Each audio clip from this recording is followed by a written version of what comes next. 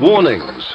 The following broadcast contains high-octane nightmare fuel gathered from the darkest corners of the internet. Keep your eyes on the road. Keep your doors locked. And whatever you do, don't look in the rear-view mirror. You are listening to Grave Shift, 18 Wheels to Hell.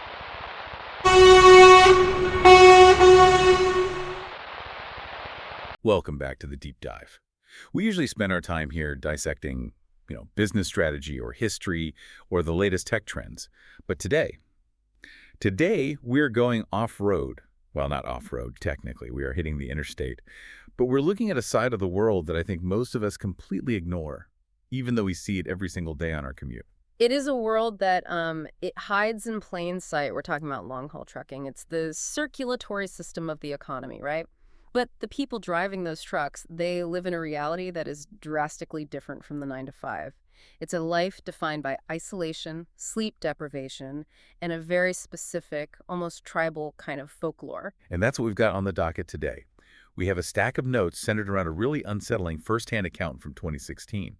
It comes from an owner-operator, an OO, who posted his story on Reddit under the title, "The Ghostly Guardian of Cabbage Pass."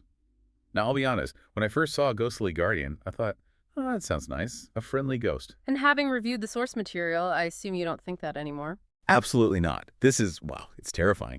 But before we get to the scary stuff, I want to unpack the terminology a bit. You mentioned owner-operator. I see that term thrown around, but what does it actually mean for the driver's lifestyle? So in the trucking world, you generally have two camps. You have company drivers who drive a truck owned by a fleet like Swift or Walmart. They get a paycheck, they get benefits, but they go where they are told. Then you have the owner-operators. These are the entrepreneurs of the highway. They own their own tractor, that's the truck part. They pay for their own fuel, their own repairs, and they choose their own loads. So they have more freedom, but way more risk. Precisely. If the truck breaks down, they aren't just out of work, they're paying for the repair out of pocket. Every mile matters. This narrator is an OO, specifically an OTR over-the-road driver.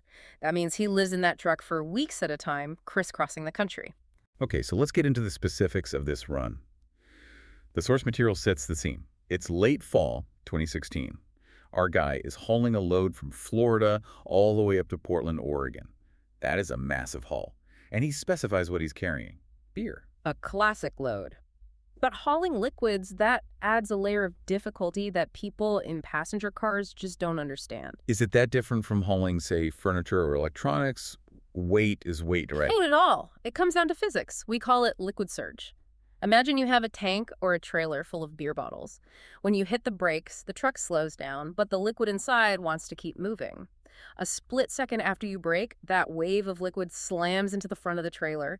It can literally push the truck forward into an intersection, or in this case, down a mountain. Wow, so you're fighting the momentum of your own cargo every time you touch the pedal. It creates this constant push-pull. You have to drive incredibly smoothly. You can't make jerky movements. If you're on a steep grade like Cabbage Pass, that surge can be the difference between making a turn and going over the rail. Which brings us to the location. Cabbage Pass. I looked this up on a map, and the topography is insane. It's legendary. Officially, it's Emigrant Hill on Interstate 84 in Oregon, but truckers call it Cabbage Hill or Cabbage Pass.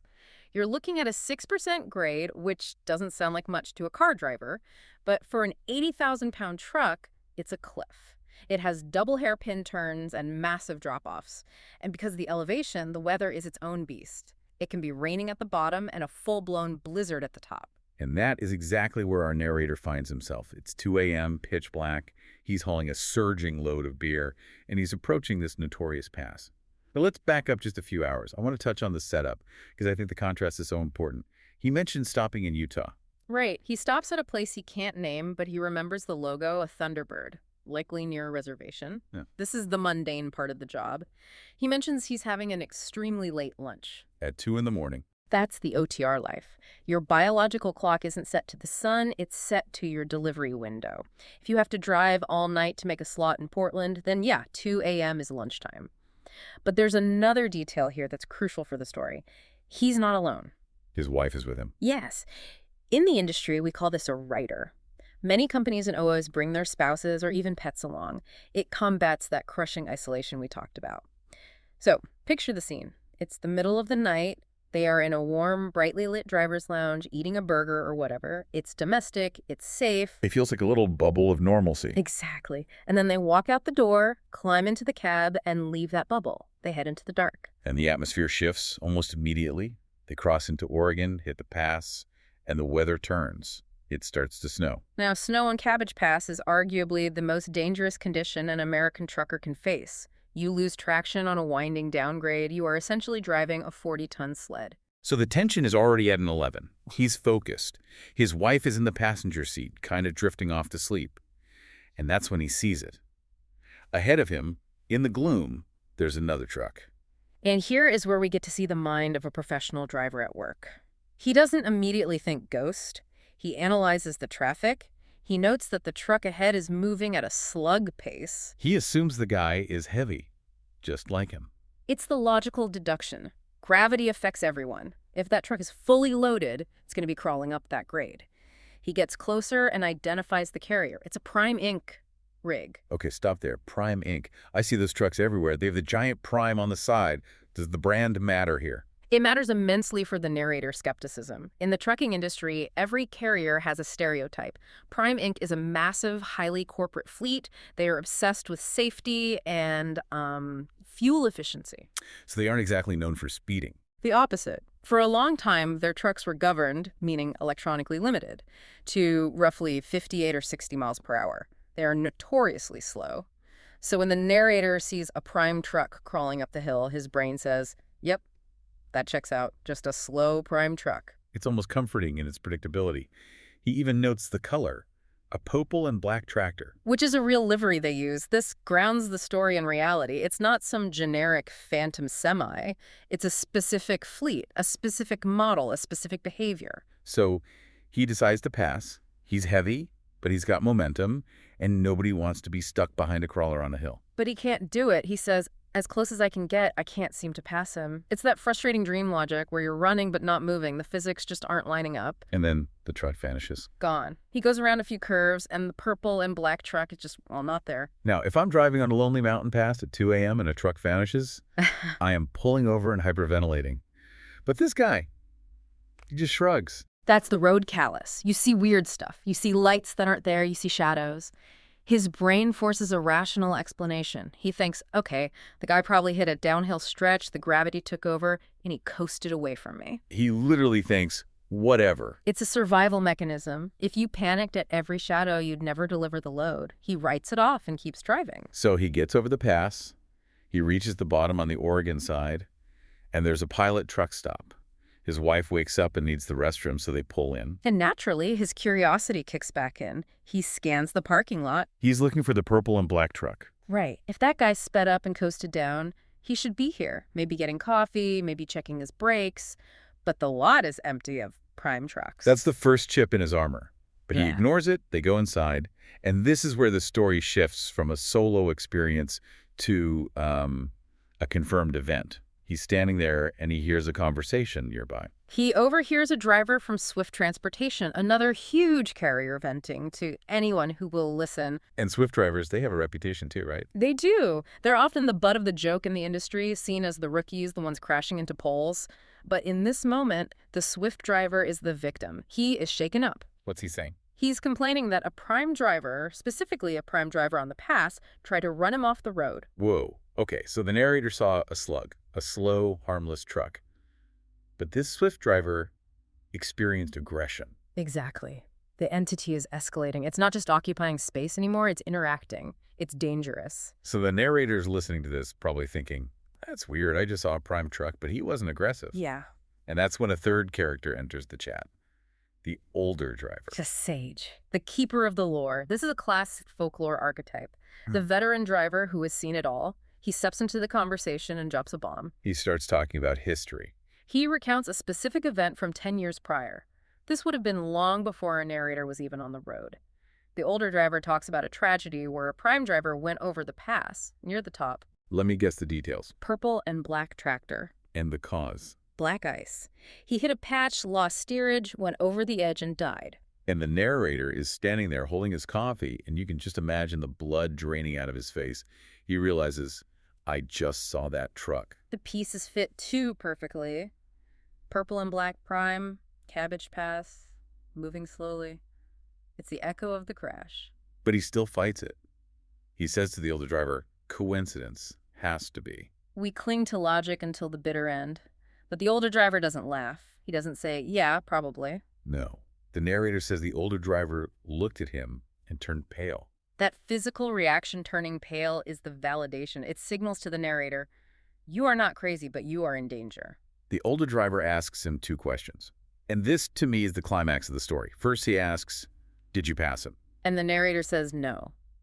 The older driver seems almost relieved. If he had passed him, well, we don't know. Maybe he would have been let off the edge. But it's the second question that haunts me. The older driver asks, was your CB radio on? We need to pause here and explain the CB, the Citizens Band radio. For the last 50 years, this has been the internet, the text message, and the survival line for truckers. Channel 19 is the standard channel. It's how you warn people about bears, police, about accidents, about ice. It's the lifeline. It's the one way you connect with other human beings in the dark. Exactly. It is the tool designed to keep you safe. And the narrator answers, no. And his reasoning is so delightfully, tragically human. He says, it's 2 a.m, my wife was sleepy, I didn't want the chatter to wake her up. He was being a considerate husband. He kept the radio off so his wife could get some rest. And the older driver looks him dead in the eye and says, that probably saved your lives. That stopped me cold. How does cutting off your lifeline save your life? The older driver explains the precedent. A few weeks before this night, there was another fatal accident at the same spot. Top of the pass. Black ice. Another driver went over. Yes. But in that case, logs or witnesses confirm that the driver had been talking to someone on the CB radio right before the crash. He was talking to the ghost. That is the implication. Think about the psychology of it. You're alone in the dark, you see a truck, you key the mic. Breaker 19, how's it looking up there, driver? And a voice answers. A voice that sounds normal. Maybe he gives you the all clear. Maybe he says, follow me, I know the way. It's a siren song. It is exactly a modern industrial siren song. Instead of a beautiful woman on a rock singing to sailors, it's a voice through the static on Channel 19 luring truckers to the edge. And the swift driver from earlier, the one who was run off the road. It suggests that the entity tries different tactics. If he can't lure you with the radio, maybe he tries to intimidate you physically. But our narrator, he was in a bubble. A bubble of silence. Because he was protecting his wife's sleep, he inadvertently protected himself from the lure. He ignored the visual bait because he thought, it's just a slow prime truck. And he ignored the audio bait because the radio was off. He was insulated by his own domestic politeness. Ignorance was his shield. If he had known the story, he might have panicked. If he had the radio on, he might have answered. The narrator has this incredible line in the post. He sums it up by saying, when our lifelines become liabilities, that's unsettling. That is a profound statement for anyone who works with dangerous machinery. You rely on your tools. You trust your gauges, your radio, your GPS.